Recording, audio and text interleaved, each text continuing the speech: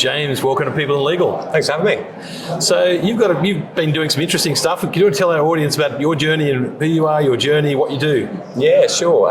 So journey, I probably disclose I'm not a lawyer. It's always a controversial one to get out early doors, right? So I trained as an accountant and then went into management consulting and then came into legal as a vertical probably 10, 15 years ago. And then worked with a number of firms. Probably most recent run was with DLA Piper, Hogan Lovells and Dentons. Left Dentons earlier this year to set up essentially an edtech company called the Legal MBA. So we got our book out in July, which is very exciting. Excellent. Yeah, that's a slog, is writing a book. It's very difficult. Haven't done it yet. I like the yet. One day. All these interviews compiled into actually a book. Yeah. Well, that's part of the challenge, is just the content, and then you've got to edit it from there. So your book came out in July, and then we're currently piloting with a couple of firms what we're calling the Legal MBA Academy, which is essential kind of commercial awareness, business of law skills for lawyers, and really specifically kind of senior associates, new partners, that kind of cusp of that threshold. I think from my perspective, just trying to address that perennial complaint of lawyers aren't commercial, lawyers don't have the business of law skills, they're good at the technical, the practical law stuff, but they're not good at the commercial stuff. And in my view, and my co-author for the book, Darren Mee, our view is a bit unfair to kind of criticise people for something they've never. I'm pretty rubbish at being a lawyer because I'm not one. If you asked me to draft something, I would be hopeless at it. I'd feel pretty hard done by if I was then told that I was rubbish and that was somehow my fault. So Legal MBA is really designed to kind of deal with that gap. I mean, what do good commercial skills look like? Yeah, I think for me, at its really basic level, it's like just understanding how the sausage is made, like that kind of how does this thing make money? And even if you are a really junior in your career, understanding, well, what is it that you're doing? What does that fit into that ultimately means you get paid and you can pay your rent or your mortgage or whatever it is. And then from that, I think essentially your sphere of influence grows, doesn't it, as you go through your career. So you start managing a job end to end, you start a little bit of supervision, and you start managing a team. You can build on from that. But I think at its fundamental, it's just like, how does this thing make money? Because it's a business, right? And I think that the quicker people work that out in their career and engage with that, the better time they have of their career. And I guess, from a point of view of the skills that a lawyer has, the commercial skills, how important are the interpersonal skills in that? Yeah, I think that's a good shout. I think we see that, particularly early in the career, there's an awful lot of support around the technical skills, how to be a good lawyer. I think that firms and vendors, suppliers to the sector, are very good at the soft skills, the interpersonal skills, the relationship building skills. And there is this gap with the commercial skills and the business of law skills. But you're absolutely right; those three need to fit together. If you're doing one or the other, you've got a gap, and you've got to kind of do that in harmony and balance. Otherwise, it's like the three-legged stool, right? If you've only got two of them, it's going to fall over. So you're absolutely right to kind of flag the interpersonal, and it's how do those three knit together? Like if you're a technically competent lawyer, you've got great interpersonal skills, you understand how to price work, how to win work, how to deliver work profitably, your career's flying, right? I guess, what's the program look like? How do you deliver it? Yeah, so essentially there are four components. There's a book, the book is out. That stands on its own 2 feet. So there's the book. There's a workbook and some online resources. So we were really keen in creating the Legal MBA that it was practical. So it's not a multiple choice test. What's the difference between income, profit, and cash? It's go apply these concepts, right? So there's a workbook to help you apply them with some exercises in your practice. And then there's essentially some pre-recorded e-learning, like bite-sized videos, 5-10 minutes to really hold your hand through those exercises. So let's fill it in together. Think of this, here's a common pitfall or a trap. And then there's monthly live sessions. So once a month, getting the group together and talking them through sort of one of the 8 chapters. So maybe going into a bit more detail on a case study, maybe introducing a model that wasn't in that core text. Again, maybe just talking through some of the pitfalls around whatever it is, marketing or strategy or people development. For a junior lawyer who's actually working their way through and I guess work up the ranks and that sort of stuff, I guess how important are commercial skills for those folks? Yeah, I'm probably a little bit biased, but I'm going to say very. Right, I'll accept maybe there are other opinions, but I think it's about having I guess the self-awareness to understand like what's the context, what's the commercial context you're working in, and what's your role within that. And I think it is fair to say when you're at the start of your career, your impact is potentially quite small, or it's quite limited, or it's restricted like how many billable hours you do, or whatever terrible topic we don't want to get drawn into, right? But then as you progress through, I think understanding what's next before it hits you is preferable to mispricing the piece of work and everyone's running around trying to get it done at the last minute, or you've got attrition issues because you've really messed up your team shape and size. If you can anticipate some of those issues as you're working through your career, it just puts you in a better stead. It's kind of the difference between being proactive and reactive to those situations. And what are the top 3 things you see that the mistakes people are making from a commercial standpoint? Yeah, I mean, I think if we step back and we look at the context, particularly in the UK legal market, and I would say since COVID, I'd say there are really a couple of really key trends. One is the wage inflation on fee earner salaries. It's like clickbait, catnip, right? It's like every year you just have this, how much more is it going to be? So you've got this kind of the core cost base and delivery is going up and up and up, and has now for 4 or 5 years since COVID. I think then there is a dependence upon the billable hour. Even when you're kind of doing fixed fees, a lot actually is coming back to how long is things taking, rather than looking at some of the alternative fee arrangements. And I think there is, at least your interpersonal skills as much as the commercial skills, there's a hesitancy or reticence for lawyers to talk about money and to reprice the work in light of that inflation pressure. So, if your delivery model, if the cost base is going north and your prices are staying flat, you've got real kind of, as we call it, gross margin pressure, gross profit pressure. You've got to address that, right? You've either got to put your prices up, you've got to look at the way you're delivering it. Is it more tech to to reduce the cost, or increase the number of matters that the headcount you've got can serve? There are a number of different levers within there.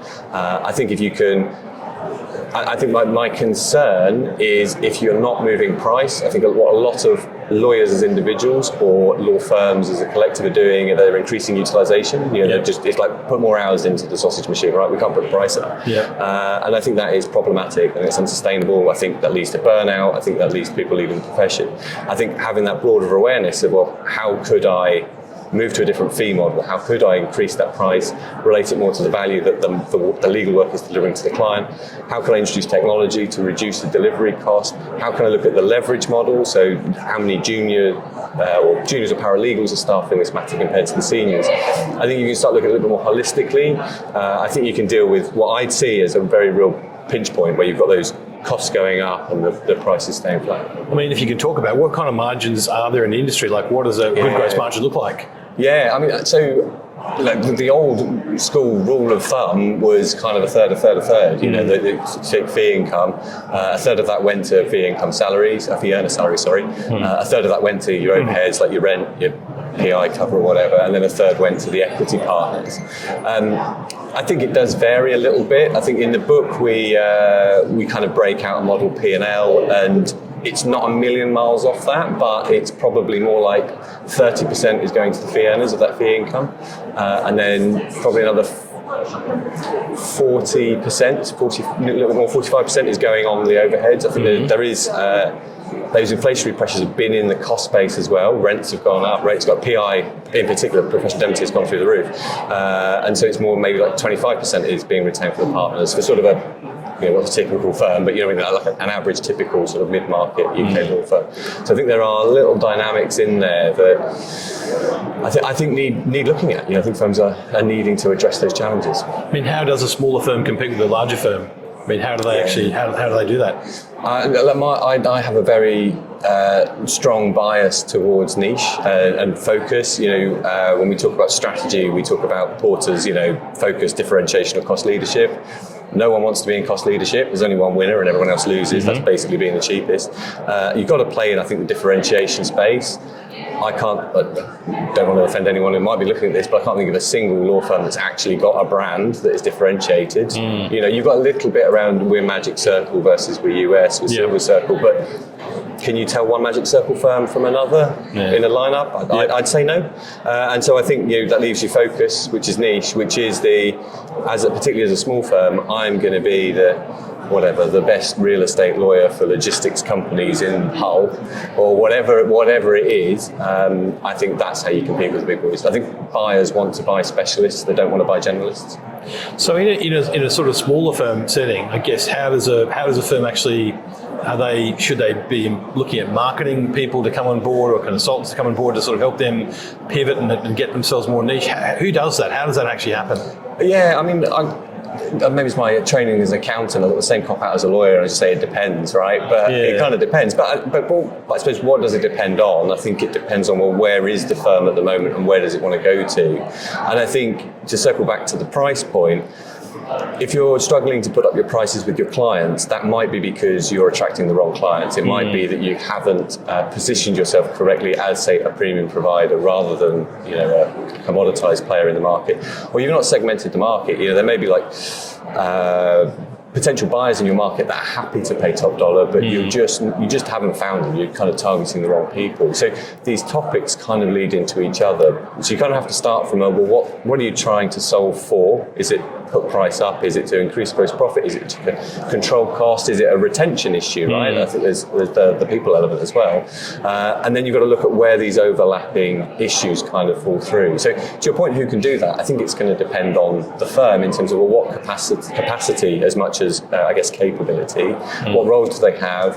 What bandwidth is there within the partnership to properly look at this? I think one of the challenges with that focus or that niche strategy is it means you've got to say no to things, right? Yep. You've got to update your website, and it's got to speak to whatever the random example I came up with, metal bashers in Hull. You've got to target all of your content to that. You've got to go to the Metal Bashers in Hull conference, and you've got to talk to them about them and their needs, which means you're not talking about all the other industries and sectors that you may currently be serving. And I think it doesn't necessarily mean you don't have to serve them, or we're going to say no to them when someone turns up, but it means you are really quite explicitly making a conscious decision to say, we're going after this type of client in this market, and therefore not this. I think that's a big shift. That's a big shift. I think that's where firms can do with a little bit of support to help them see that and see the art of possible with it. Is that sort of transformation service or transformation from here to here? Is that something that you do, or do you train people more to do transformation? Yeah. So with the Legal MBA, we take it really a bottom-up view. So it's not the firm's policy is you should go do X, Y, or Z. It's what do you, as either a partner or an aspiring partner in a law firm, what do you want your practice to look like? And so in terms of, I suppose, topics, we take them through, say, goal setting. So what do you actually want to achieve here? What are your personal goals as well as business goals? What then strategy are you going to take? What does your market look like? How are you segmenting, positioning yourself, targeting within that? What are the service propositions you're offering? How are you pricing those? How are you delivering those? What's the staffing model that supports all of that? Now, for a small firm, you may really be talking about a partner and a couple of associates is actually sort of the business unit that we're really talking to kind of help shape that. But all of these little business units, they add up, right? They add up into small firms and they add up into big firms. But it's a very, very important for us that it was sort of this almost grassroots bottom-up approach rather than a top-down. So there's a lot of what do you want to do with your career, and then now let's build a really sensible plan to help build that out. I mean, it's interesting because what you're doing is you're actually showing people the impact they're making in the overall firm goal. And I mean, it sounds like having the exec plus also, I guess, all the staff going through a process of actually learning, these commercial things is actually is a very useful process. Yeah, I mean, I guess in recent years, I've kind of been in big law firms. Prior to that, as a consultant, worked with more mid-market firms. I think across the board, there are issues in the sector where firms are very siloed. They're siloed on the practice group side. You've got the real estate practice, and they don't talk to the corporate practice, and they don't talk to the litigation practice. You may also have like an industry or a sector or a geographic kind of view of that world as well. And then on the business services or the support side, marketing doesn't talk to finance, and finance doesn't talk to HR. And one of the key things we wanted to do with the Legal MBA was just draw the links across these topics. It's not a deep dive into pricing or how to update your LinkedIn profile to attract more business. There are other people out there that are doing that training and that support really well. But what we feel is missing is that joining up the dots across the silos to kind of say, this is how it all hangs together. I mean, definitely. If I compare the professions, and again, I'm probably going to make probably won't be the nicest thing to say, but if I compare accounting and how the accounting just world throw works, them all under the bus. Yeah, there you go. I'm an accountant. I've got to be very careful about throwing lawyers under the bus. Me too. Well, we can so there you go. That's exactly right. So, but I mean, in an accounting practice, you've got your tax, your corporate registry, all the different sort of areas, and it's all integrated service. So me as a client, I'm going to that one source. I'm not going to different practice groups. That one source, getting information, they're picking the gaps, and a good accountant will find the gaps in where there are in my business, advise me on things, and actually spot things that I need to do next. And that's what I'd actually like for a lawyer. Yeah, I agree. Well, there's this old joke, isn't there, that accountants hunt in packs, but lawyers hunt as sort of the lone wolf, you know. And there's exactly that. And I think to a point you made earlier about kind of upskilling the firm more broadly around this, I think when you've got 2, 3, 4 different partners really talking with a shared language, a shared understanding of some of these concepts, I think that does start giving you those kind of cross-sell and upsell opportunities, because you can start saying, hey, we specialise in, I don't know, owner-managed businesses and taking them through an exit, selling the family business. Oh, well, hey, let me introduce you to someone. You need to update your will. You need to do, you know what I mean? Like, perfect. You just start hanging some of this stuff together, but it just has to be in a much more deliberate way, I think, or conscious way, rather than the kind of, this is the way we've always done, or this is how I happen to have been trained in the firm I happen to be in. Have you got an example of success story of I guess, the training for a firm? Well, we're pretty early days. I'd love to have one. We're starting our first pilot next Friday, actually. Fantastic. So we've had really good feedback on the book. So the book has been out. I think it's really interesting, actually. You sort of write this book and you have this kind of, this is what I think people will resonate with, and then people tell you you're wrong and you're an idiot, and this is what resonated with them. I think some of the stuff that seems to come through with a couple of people is sort of like the personal effectiveness stuff we talk about. So we do a bit around prioritization, sort of the urgent versus the important. I think a few people have found that useful to do before the goal setting, almost like, what have I got on my to-do list? Let's sort that out and then create the headspace to do things. We've had really good feedback on the book. And give me 8 weeks at the end of this pilot, and I'll have you a decent case study. Hopefully. I was going to say, from this podcast, I actually hope that people just flock in and actually and I love it. I love it. Yeah. I mean, from us, I consider this as kind of pre-launch. Like the book is there. I'm more than happy to talk to people.